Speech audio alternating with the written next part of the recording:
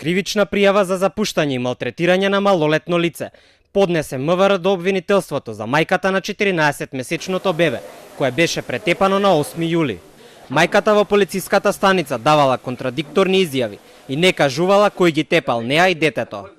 Државата и го одзеде старателството, а таа засега е згрижена во шелтер центар.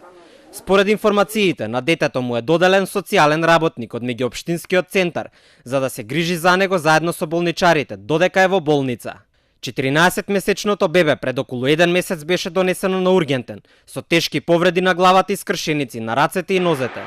Оперирана му е главата, а од клиниката за детски болести велат дека неговата состојба се уште е непроменета и ќе го следат неговото опоравување со низа рутински прегледи во следните денови. Од Труд и социјала се уште нема информации како ќе се регулира старателството над претепаното дете, откако ќе се рехабилитира и ќе го напушти болничкиот кревет.